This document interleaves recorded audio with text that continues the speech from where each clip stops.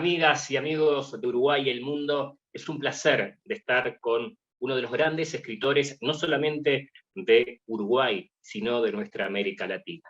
Autor de grandes historias. Hugo Burell, un placer de estar contigo. Hola Daniel, gracias, lo mismo digo. Bien, quiero hablar en este primer bloque, en el comienzo, de un día en la vida de los hermanos de Liverpool. Está bien. Como quieras. Bueno, acá está el libro.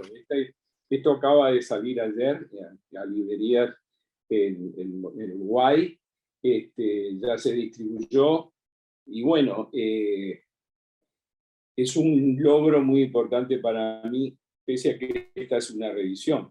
La primera edición de este libro salió en 2009 bajo el sello Ahora en esta, Penguin le incorpora un diseño distinto, por supuesto, y además unos dibujos que yo había realizado en mi adolescencia. Yo dibujaba mucho. Y por supuesto, a los Beatles sobremanera. Y esos dibujos quedaron más de 50 años guardados en una carpeta.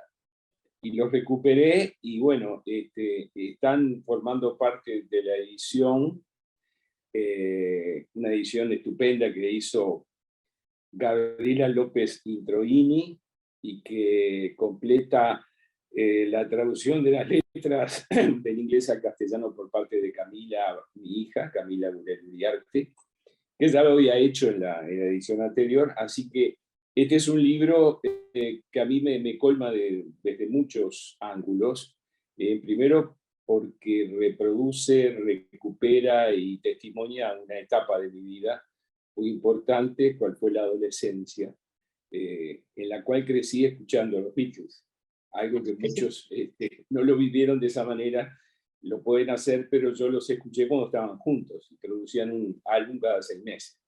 Y ahí vino toda una pasión y una formidable manera de vivir la juventud. Y bueno, esto es el resultado, 14 canciones que las analizo y las trato de decodificar. Me quiero quedar con esa etapa. ¿Por qué te marcó esa banda y no otra tanto, Hugo? Bueno, eso es un tema casi de sincronicidad temporal. A ver, yo cuando me empecé a interesar por la música, no sé, tendría 11, 12 años, todavía estaba empezando el liceo, estaba terminando la escuela, y lo primero que llegó ahí que me podía interesar era la música que hacía el Club del Clan, que era un grupo argentino donde estaban Palito Ortega, Violeta Rivas, Lalo Franzen, Johnny Tedesco, etc. Eso fue una primera posibilidad de acercarme a lo que podría llamarse música juvenil o yo qué sé, o nueva ola, como se le denominaba entonces. Evidentemente eso fue superado después con lo que vino desde Inglaterra cuando surgen los Beatles, porque hay que decir la verdad, el rock antes de los Beatles en Uruguay tenía una aceptación relativa. Elvis Presley no fue nunca un gran artista para los uruguayos, por lo menos no tenía esa adhesión que después tuvieron los Beatles. Lo que existía, digamos, en rock era lo que se podía escuchar desde México cuando se traducían algunas canciones, el grupo de los Teen Tops, por ejemplo. Después lo que hicieron los iracundos desde Paysandú, que trajeron la música joven con letras en castellano y temas instrumentales. Evidentemente, además, los Beatles posibilitan el acceso a una, digamos, transformación en general de la vida, no solamente lo musical. Rompen con todos los esquemas, no solamente el largo del pelo, la indumentaria, la música. No eran excesivamente rebeldes, salvo en la etapa de Hamburgo, cuando todavía no eran los Beatles o no eran conocidos. Y siempre me hace gracia una frase de Lennon sobre los Rolling Stones, que decía, los Rolling son los Beatles en Hamburgo. Y bueno, después, claro, se produce el fenómeno, aparecen, graban su primer simple, que es Let Me Do, y bueno, a partir de eso en un año y poco se desencadena la Beatlemanía, que por supuesto llega a Uruguay puntualmente. En ese sentido, quiero recordar a los impulsores de la difusión de esos temas, Elías Turubich en Radio Sarandí, en su programa Beatlemanía, que iba de 6 a 6 y media de la tarde, Berch Rupenian, que los difundía en Impactos y los difundía en Colosos del Ritmo, en CX50 Radio Independencia. Así y de es. paso anuncio y adelanto que Berch va a presentar el libro a través de su programa de radio después de hora, donde estaré junto a él comentándolo y aprovechando a difundir los temas. Es decir, va a ser la primera vez que un libro se presenta por radio, porque yo entendí que la lógica del fenómeno Beatles remitía indudablemente a la radio. Es decir, después veíamos imágenes, sobre todo fotográficas, pero no nos olvidemos que la primera película de los Beatles, A Hard Day's Night, llega a Uruguay por allá por 1964. En la televisión poco se difundía, salvo un canal que pasó el show de Ed Sullivan, aquellos 3 programas que hicieron en Estados Unidos. En fin, yo viví todo eso en una edad que era como una esponja, ¿verdad? Y bueno, aquí está el testimonio en parte de esa época a través del Día en la Vida que cantaron los Beatles. De los 4, ¿no? El aporte de cada uno para quedar en la historia. Yo siempre fui muy fan de Lennon, desde el comienzo. Yo me identificaba con John Lennon en muchos aspectos de su manera de cantar, del liderazgo que ejercía, ¿verdad? De la forma en que llevaba adelante la banda, aunque Paul era un socio indudable, sobre todo a la hora de componer. Pero hubo toda una etapa en que Lennon era el líder, ¿verdad? Paul, digamos, era alguien musicalmente muy completo, tenía una voz estupenda y era el complemento ideal para John en ese momento.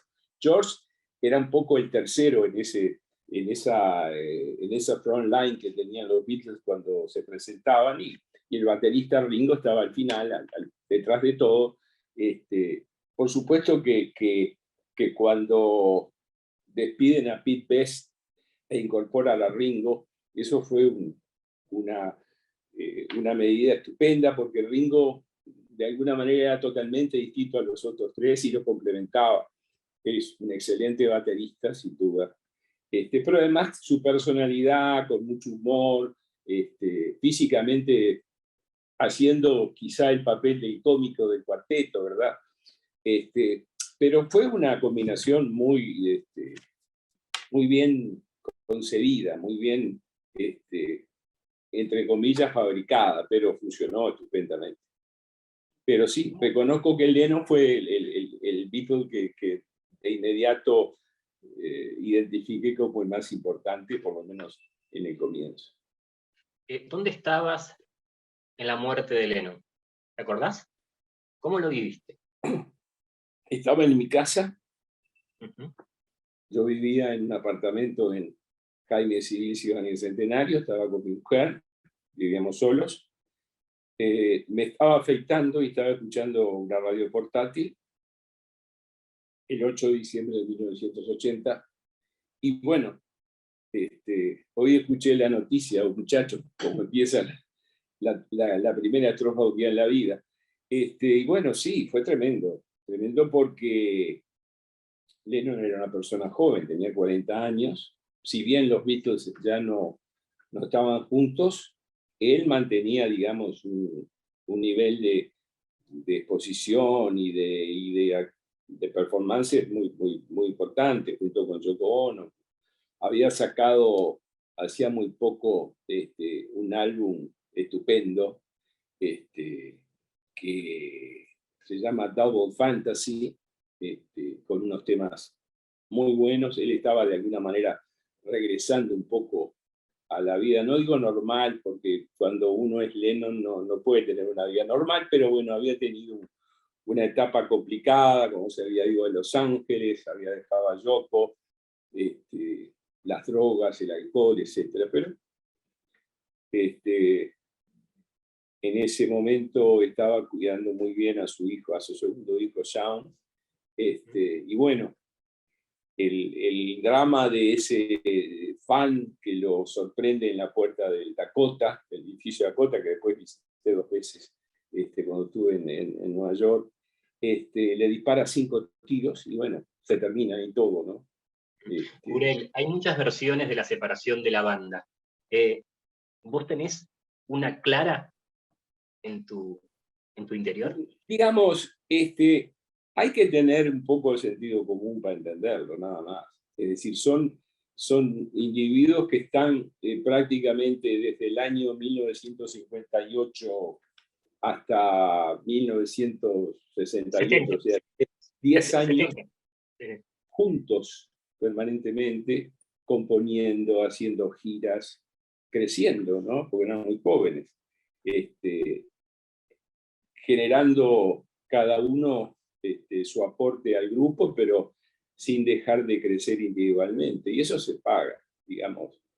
Es inevitable, es decir, la separación de los Beatles es famosa, pero existen centenas de grupos que se separaron y después formaron otros y se volvieron a unir y después, digo, quizá la única excepción a ese cliché sea el de los Stones, salvo algún cambio, es decir, el despido de Bill Wyman en algún momento, con el ingreso de Mike Taylor a sustituirlo, después llega Ron Wood, y bueno, y ahora se acaba de morir Charlie Watts, pero digamos, la usina, que son Mick Jagger y Keith Richards, se mantuvo 50 años, 60 años, no sé, la cantidad de años que sea.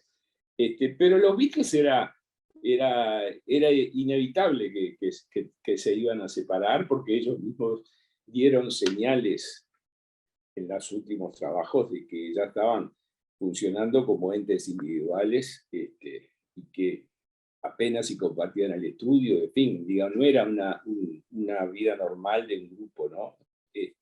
O sea que no es nada raro lo que pasó, y lo que sí hubiera sido raro, creo, que se hubieran reunido de vuelta, por lo menos en vida de Lennon.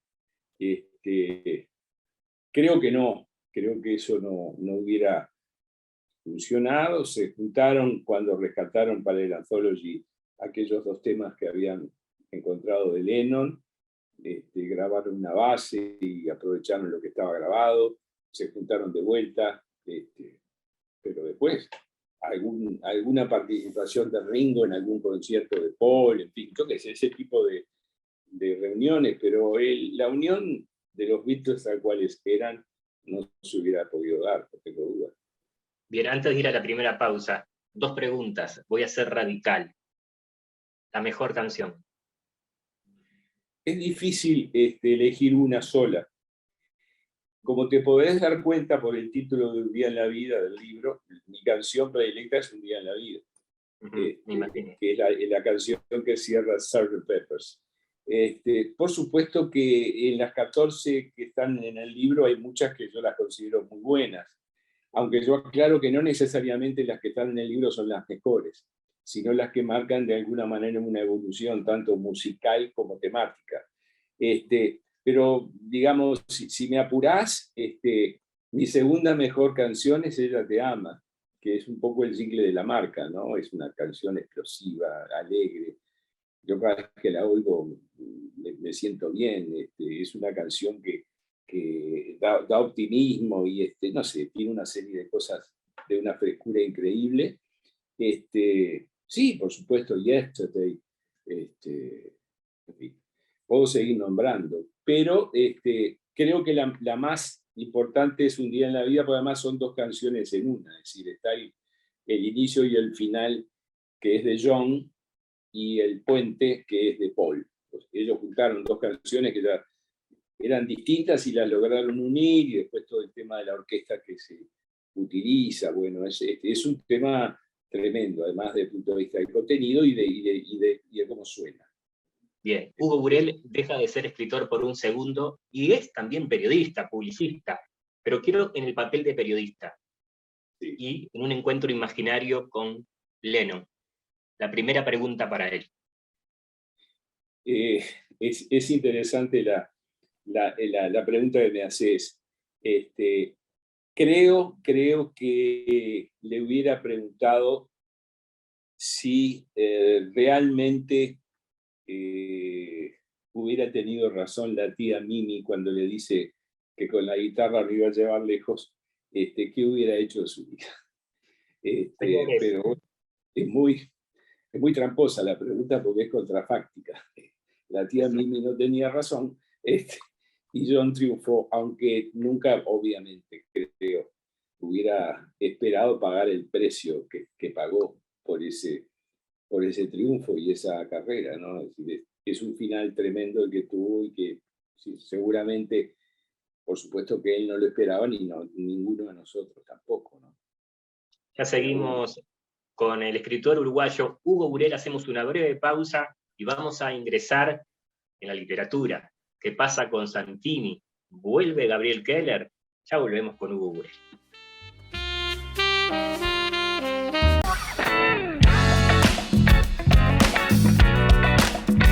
No se pierdan Último Bondi, una producción del colectivo Más Igualdad. Último Bondi. Míralo por Caras y Caretas TV. Si cada tanto te morís de espanto y casi miras como distinguido, si cada tanto acunas...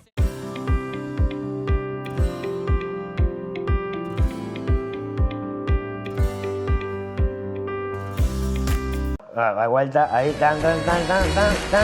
Es un honor formar parte de Caras y Caretas TV, donde hay lugar para todo tipo de contenido y también para el humor. ¡Sumate!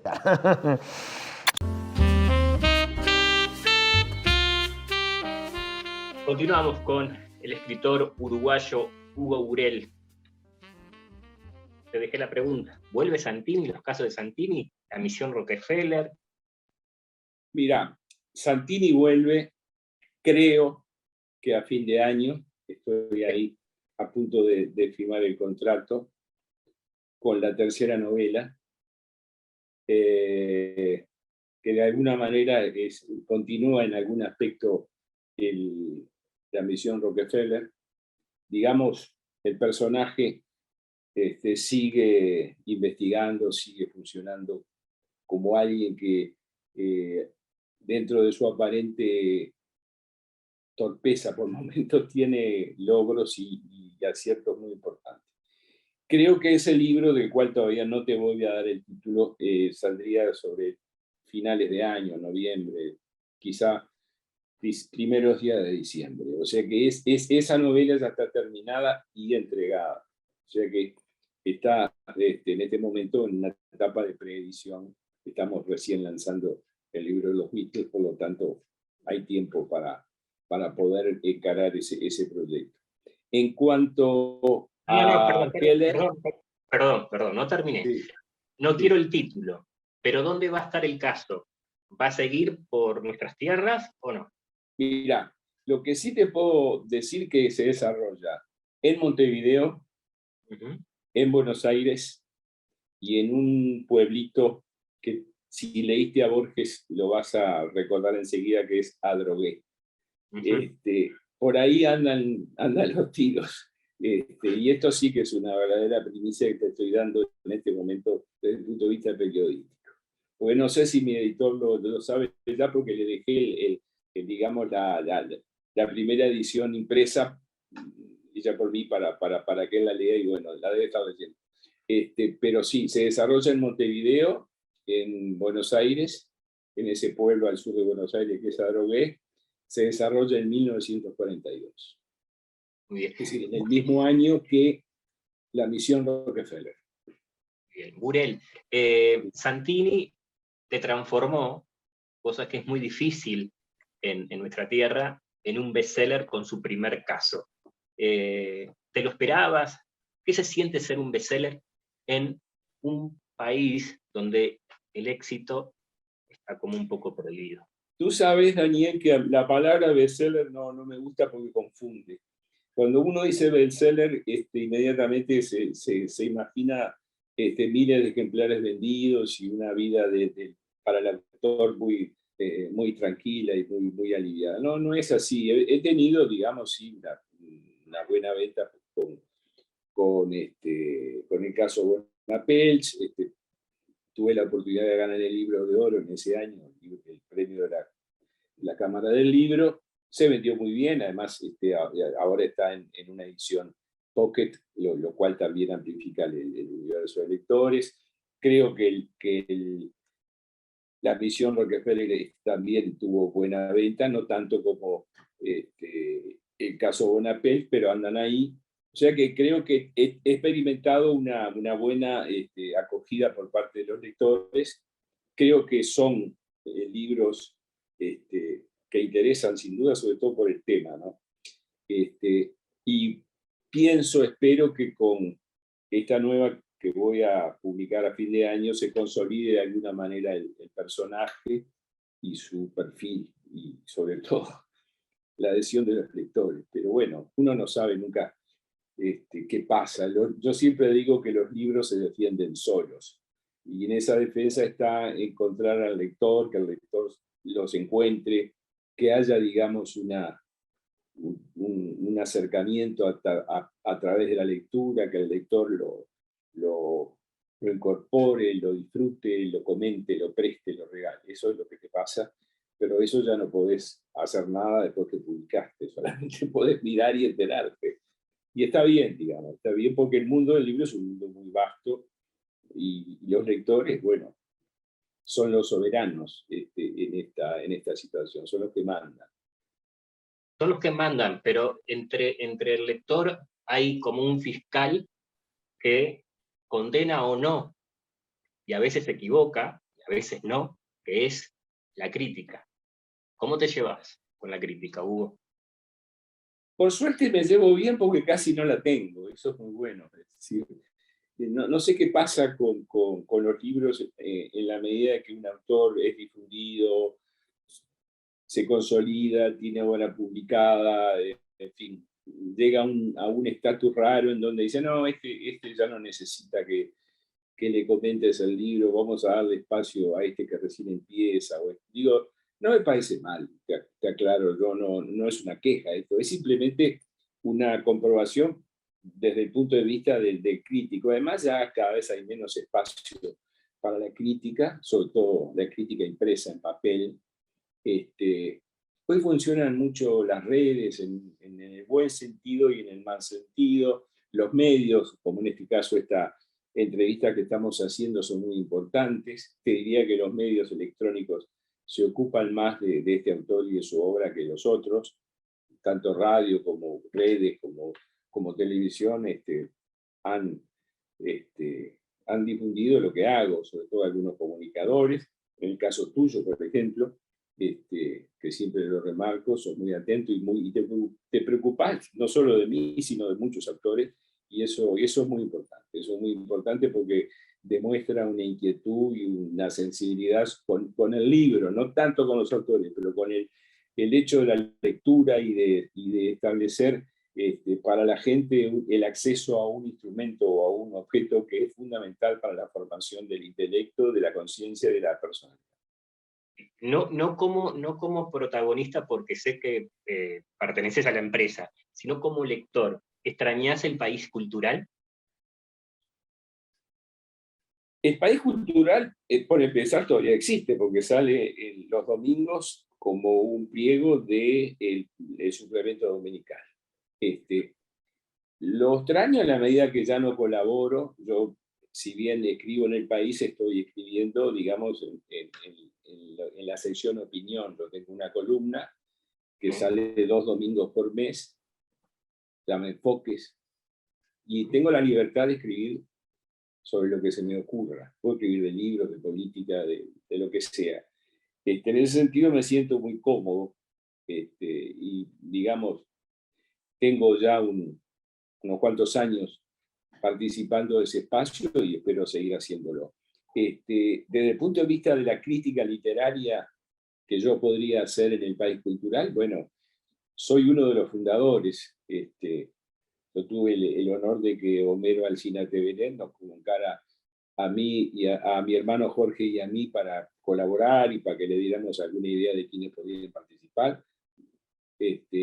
Trabajamos años en el suplemento y bueno, después como que cambió un poco la situación cuando se muere Homero, pero nada, yo considero al Cultural y al ASLO que lo dirige como un símbolo de la resistencia cultural bien entendida, como la posibilidad de que haya un espacio para difundir obra, autores, libros.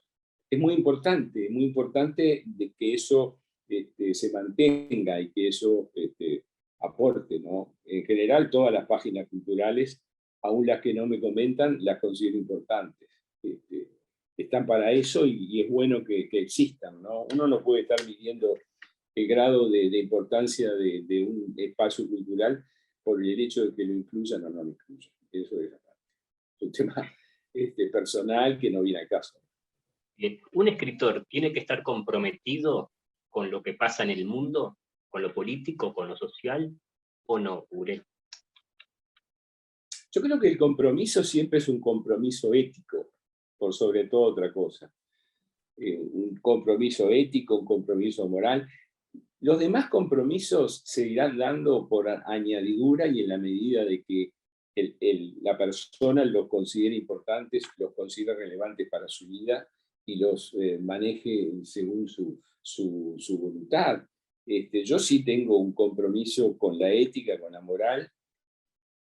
Creo que puedo decir una frase que en el periodismo argentino se usa mucho, que es resisto el archivo. O sea que no es poco eso, ¿no? Sentirme desde el punto de vista de lo que he realizado como autor, como periodista. Yo he pasado por muchos medios. Fíjate tú que soy fundador del Dedo, de Guambia. Dibujé para Aquí. Trabajé en La Mañana y el Diario. Fui director y fundador del suplemento El Observador Ilustrado. Bueno, fundador también del País Cultural. Escribí en El Estante. Me han pedido notas en Brecha.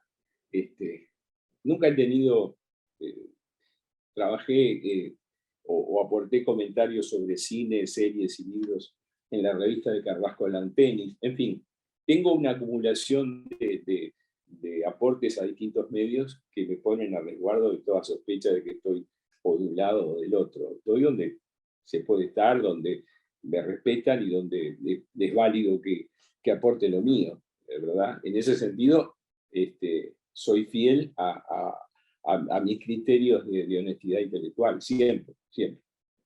Bien. Señores, ingresamos en el último bloque con el escritor y periodista uruguayo Hugo Burel.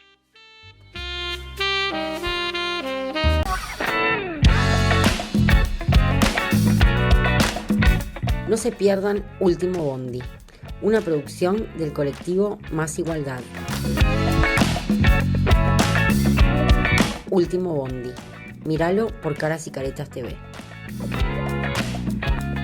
Si cada tanto te morís de espanto y casi miras como distinguido, si cada tanto acunas...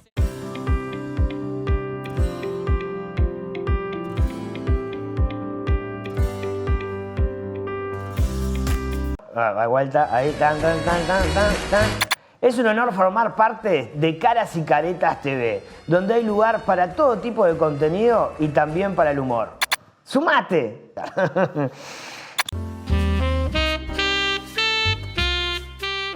Tercer bloque con Hugo Burel, y quiero hablar justamente del mundo de los escritores. ¿Tenés amigos, Hugo? ¿O es como decía Roberto Bolaño, que es un mundo de canallas? No, eso es mentira. Tengo excelentes amigos escritores, de muchos años además. A veces no frecuentamos pocos, pero la amistad existe, es recíproca, y desde el punto de vista de esa mirada a veces un poco simplificadora, que bueno, los escritores se detestan cordialmente, o como decía Borges de su amistad con Mujica Lainez, que no tenía ni intimidad ni frecuentación. Es decir, que la gente decía que eran amigos, pero él sabía lo que era la amistad. Entonces, bueno, por empezar, no es posible en la vida tener muchos amigos. Es preferible tener pocos y que te duren y que cuentes con ellos. Yo siempre hago este chiste cuando dicen, no, somos muy amigos, no, sos muy amigos, que te donaría un riñón ese amigo. Ahí se termina toda la pavada, digamos. Es decir, la amistad es una cosa muy seria, se mide, incluso con amigos me he peleado, o he discutido, o me he distanciado, y después nos hemos vuelto a encontrar y hemos seguido con lo de antes. Son pocos, digo, pero eso a veces sucede. Y está dentro de las posibilidades de la amistad. ¿Has releído a Matías Novaja, que fue tu primera novela? Tú sabes, Daniel, que yo no suelo releer mis libros, salvo por alguna situación vinculada a una reedición, por ejemplo, para ver cómo está y si se puede cambiar algo. A Matías Novaja hace muchos años que no lo visito, pero me consta que es un libro que tiene sus hinchas, que no ha perdido hinchas ni adhesión, y me lo comentan todavía. Alguien me dice, mirá, lo encontré en la feria, que bueno, suerte, le digo.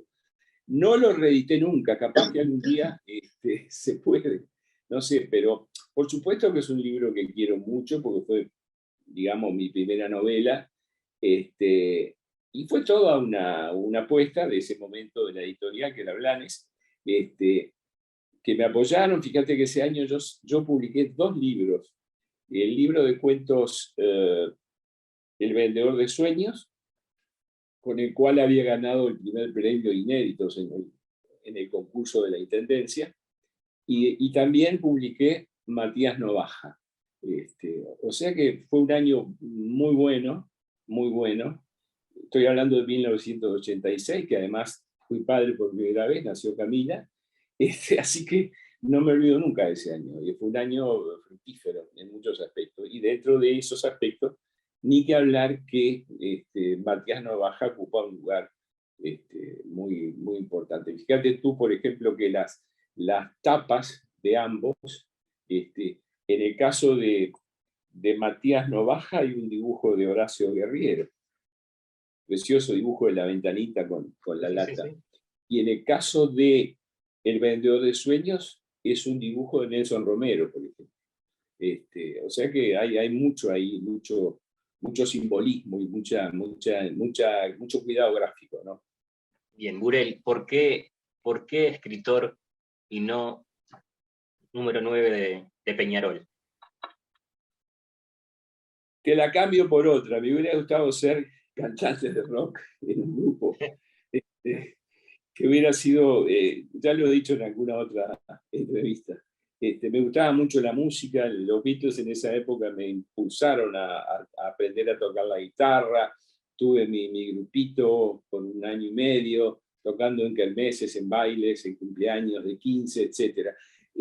Fue una época inolvidable por la adrenalina, pese a que éramos muy malos, muy improvisados en algunos aspectos, pero era una época que estaba llena de conjuntos. Ibas caminando por una calle de Montevideo de barrio y los garajes sonaban grupos ensayando. El ensayo de las bandas de garaje era real acá. Y bueno, para el fútbol era muy voluntarioso, pero no era bueno. Así que no hubiera llegado a vestir la 9 de Peñarol, sin duda. ¿Pero por qué escritor, Hugo? ¿Cuándo te diste cuenta que esto es mi vida? Y lógicamente también se podía transformar. Tú lo has dicho, también en un peligro. Mirá, vos sabés que eso tiene siempre una explicación racional, probada, y otra que no lo es. Yo dibujaba desde muy chico. A través del dibujo logré acceder a la publicidad, a ser diseñador gráfico, que lo fui hasta ahora, lo sigo siendo. ¿Tá? En algún momento me planteé expresarme a través del dibujo que fuera más allá de lo comercial, del dibujo publicitario. Intenté ilustrar, pintar desde el punto de vista artístico y no me salía nada.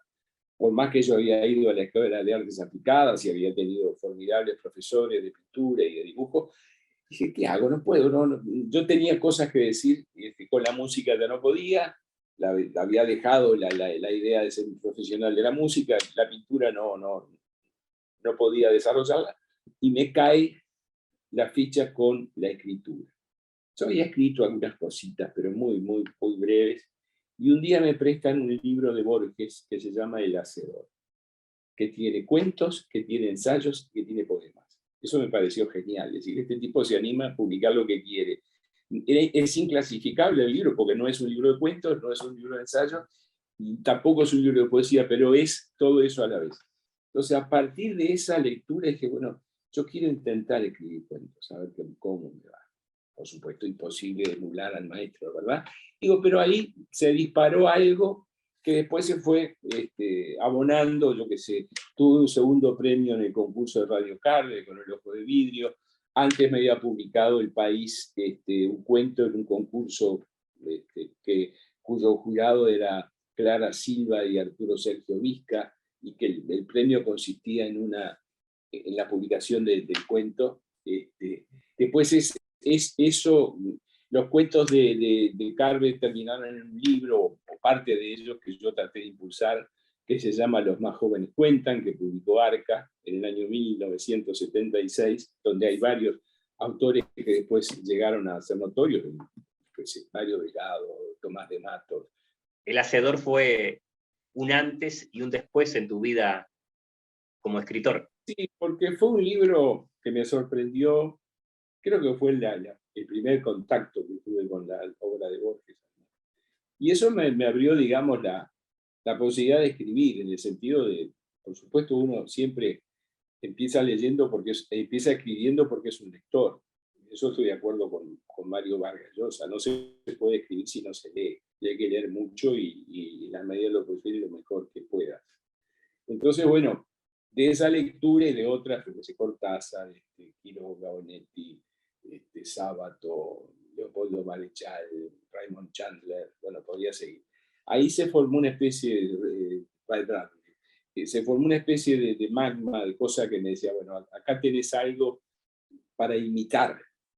Uno empieza siempre imitando, siguiendo los pasos de. Lentamente te vas, digamos, pertrechando recursos y encontrando tus propios temas, tu propio estilo. Eso te lleva mucho tiempo. Pero bueno, también está el desafío de la publicación. Yo publiqué mi primer cuento en un libro, Los más jóvenes cuentan, una antología que en 1976 publicó Arca.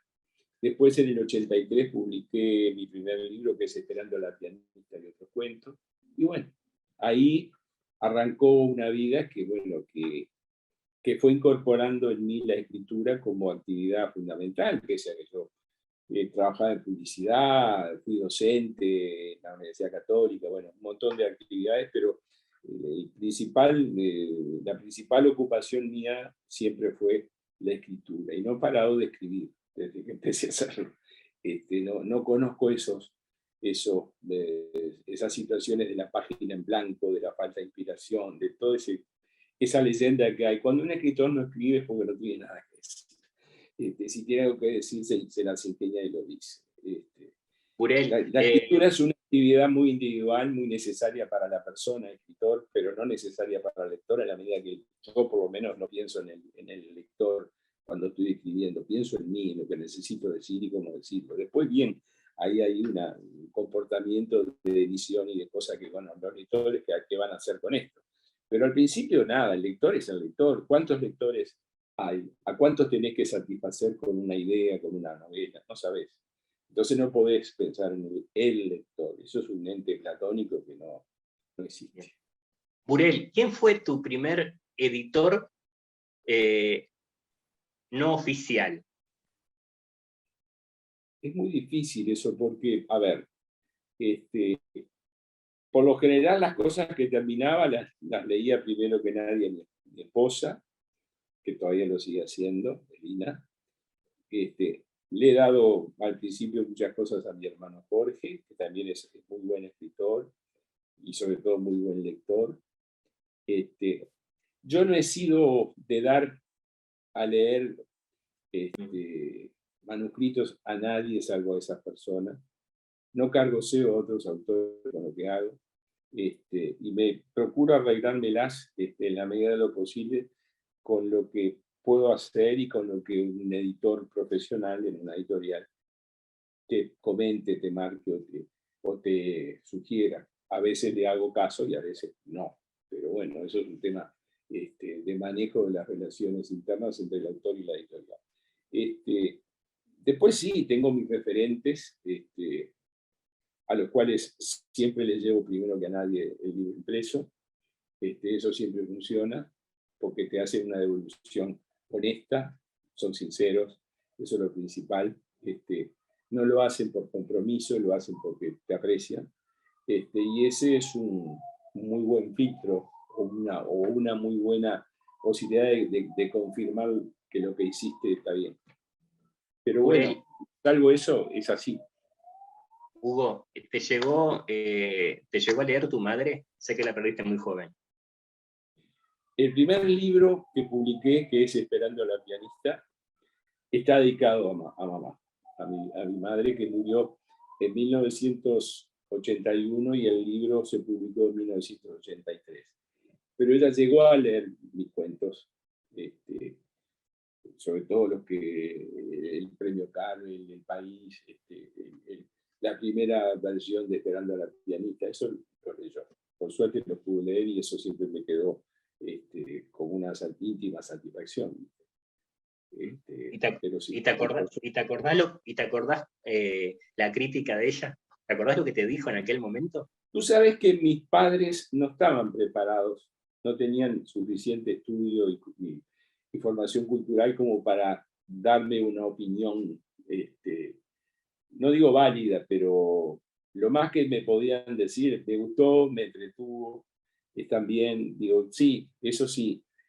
No había posibilidad de que, en fin, me lo comentaran con otra posibilidad, no sé, intelectual o teórica, pero para mí era muy valioso eso también. Es decir, que mi madre leyera mi primer libro aún antes de que se hubiera publicado, que mi viejo, hoy con casi 101 años, pueda seguir leyendo, y yo le llevo todos mis libros, y mi hermano los lee también. En fin, eso también es muy importante, ¿no? Bien, Hugo, ¿cómo ves la vida a los 71 años? Mira, mientras la cabeza te funciona, y creo que la mía todavía funciona bien, mientras tenés proyectos para llevar adelante, mientras tenés una familia que te apoya y te quiere, y mientras la cosa más o menos la podés manejar dentro de la locura que es el mundo actual, va bien, digamos. No me planteo límites, me planteo el presente tratando de vivir y realizarlo de la mejor manera. Pero el problema de la edad es que vos internamente te seguís sintiendo muy joven, muy alejado de la edad física, en el sentido de que a veces no son los años, sino el kilometraje. Entonces, ahí la cosa cambia un poco, ¿no? Pero, en fin, estoy bien y haciendo muchas cosas. Ahora salís de tu casa, ¿tá? Y yo también, y nos encontramos en una esquina. ¿A dónde te gustaría ir en un lugar de Montevideo que ya no está? Para tomar algo, para conversar, para seguir hablando de literatura y sobre todo de la vida misma, Hugo. Un lugar que no está. Un lugar de Montevideo que te gustaría recuperar. Hay muchos lugares que no están. Pero por ahí me quedo, de los muchos que podría elegir, que son unos cuantos, me quedo con el bar del Rex, de 18 de julio y Culebra de Ayoves, al lado del Cine. Ahí iba yo todas las mañanas, como tenía mi oficina casi en la esquina, en San José y Culebra. Me tomaba el cafecito, leía el diario, que siempre el mozo te lo traía, miraba por la ventana, y era otro Uruguay. Ahora creo que ahí hay un banco o algo así, no importa, lo que me importa es lo que no está. Y era un lugar muy especial, muy lindo, que lo disfruté mucho. Hay otros, sin duda, por ejemplo, si me apurás, hay un lugar que se comían unos panchos exquisitos, ahí muy cerca del Palacio Legislativo. Ahí donde terminaba Graciada y empezaba la Rotonda, estaba la cervecería Don Pablo, a la cual concurrían muchos políticos. Y yo cuando hacía poco que me había casado, solíamos ir al cine con alguna pareja de amigos y llegar hasta Don Pablo a comer unos panchos que tenían el acompañamiento de una ensalada rusa única. Nunca comí nada como eso. Y don Pablo y los empleados nunca te daban la receta. La servían, te morías de ganas de saber cómo la hacían y no te decían nunca. Por supuesto con shops bien tirados, unos manteles rojos y blancos en las mesas, un mostrador de madera antiguo. Era formidable ese lugar. Don Pablo se llamaba. Después pasó a otra ubicación en Agraciada, a una cuadra, frente por frente al Cine Astor y al lado del Cine Uruguayo, al cual también iba de chico. O sea que esa zona tiene una cosa muy, muy linda para mí. Bien. Burel, cuando tengas la edad de tu viejo, 100 años, ¿cómo te gustaría verte? ¿Dónde? Sabes que no me puedo imaginar a esa edad. En el sentido de que esa expectativa de vida, que en mi caso actual serían, no sé, 29, 30 años más, no sé en qué voy a ocuparlos. Entonces no me lo procuro como una meta. Si se da, por supuesto que sí, pero no es una ambición, para nada. Que la muerte llegue a donde tenga que llegar, que me encuentre bien en el sentido de no estar esperándola. Eso es lo que Hugo, ¿sos un hombre de fe? Soy un hombre de fe, pero no soy un hombre religioso. ¿Ah? Pero nunca he perdido la fe. Y creo que la fe es algo que te sostiene porque la podés aplicar a lo que se te ocurra. En cambio, si la aplicas solo en la religión, te perdés todo un espacio para actuar con fe en otras dimensiones. Bien, últimas preguntas. Sí. Bien, seguimos saliendo de tu casa, pero ahora solo. A la derecha está Borges. A la izquierda está Onetti. ¿Para dónde agarras? Nada, me paro, los llamo a los dos y los traigo para que se junten y charlemos, tomemos una grapita, un café en un boliche. ¿Por qué me voy a perder a esos dos monstruos? No, además, capaz que le arreglo el entuerto que tuvieron cuando estuvieron juntos una vez y no se llevaron muy bien. Aunque eso también es una leyenda. No creo demasiado en esas cosas. Pero me gustaría hablar con los dos. No podría postergar a uno por el otro, a eso me refiero. Burel, ¿escribir para la inmortalidad o no? Mira, escribir para la inmortalidad es una reverenda estupidez, porque nunca te vas a enterar. Entonces, la inmortalidad en el sentido de que perdure lo que haces, bueno, puede ser, pero yo no lo hago para eso. Yo escribo porque, digamos, a ver, lo voy a decir con toda claridad, no podría vivir sin escribir. Esa es la razón por la cual escribo. El escritor es aquella persona que no puede vivir sin escribir. Todas las demás definiciones y explicaciones siempre van a ser escasas y no van a tener un significado profundo como debe tener. El que escribe o el escritor es aquel que no puede estar sin escribir. Se transforma en una adicción, de alguna manera. Más que en una adicción, se convierte en una necesidad vital como el oxígeno, como alimentarte, o como no es una cosa, ojo, yo no estoy 24 horas escribiendo y eso, a veces me alcanza con 3 o 4 horas por día y ya está. Yo cuando trabajaba en publicidad y estaba 8 o 9 horas en la oficina, siempre decía que me levantaba a las 7:30 no para llegar antes a la oficina, sino para poder escribir. Escribía 1 hora y media, 2, después me duchaba, me tomaba un café y iba a trabajar, pero ya salía escrito, como yo decía. Ya estoy escrito, ya está. todo lo que haga es bárbaro, o que no deje de hacer lo principal. Y eso también, lo mantengo, digamos. Yo escribo todos los días. también la ficción es como una enfermedad, Hugo. La ficción es como a mí me cuesta mucho vincular las actividades de las personas con enfermedades. Porque las enfermedades de por sí son algo muy jodido y tienen su propio espacio.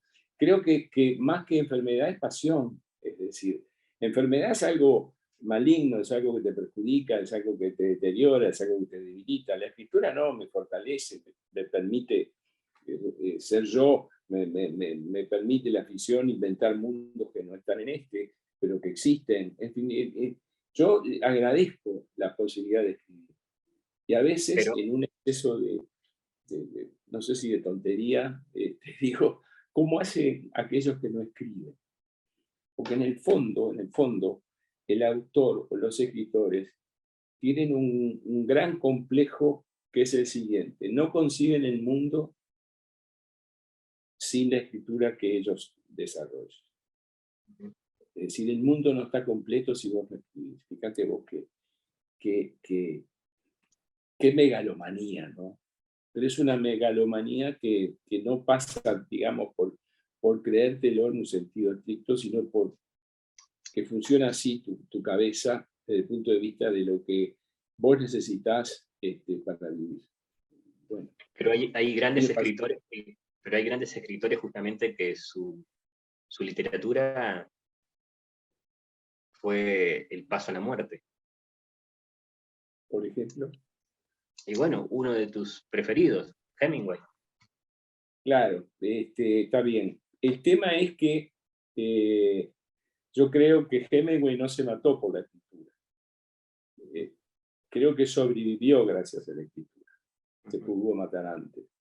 Pero en llegado a un determinado momento de su vida, una serie de situaciones de salud personales vinculadas a cierta sequía de ese pozo que él tenía de donde traía toda su literatura, lo obligó a una decisión extrema que cumplió de manera casi paradigmática. Se vuela la cabeza con un escopetazo, ¿verdad?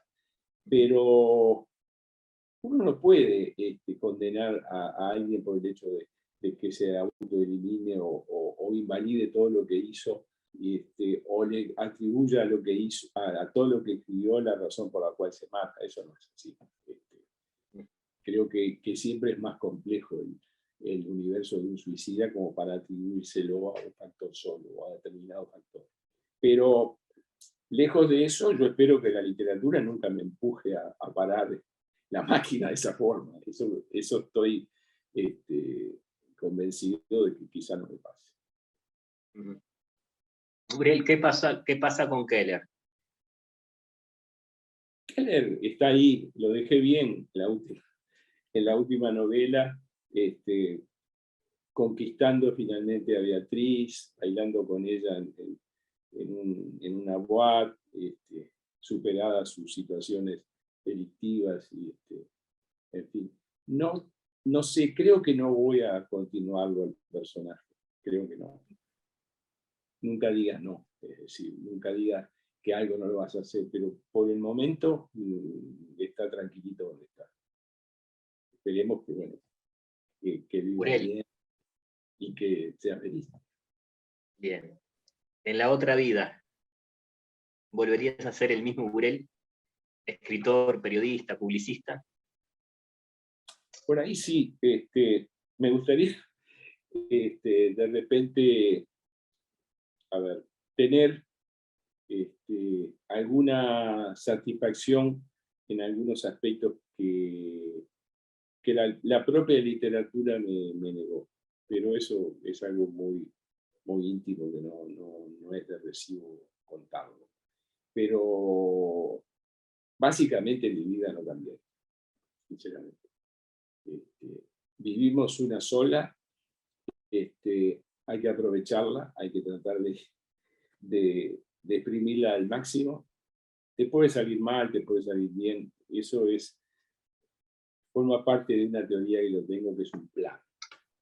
que hay una novela terminada que seguramente saldrá el año que viene que habla de eso. Es decir, Dios no es lo creado, es la creación.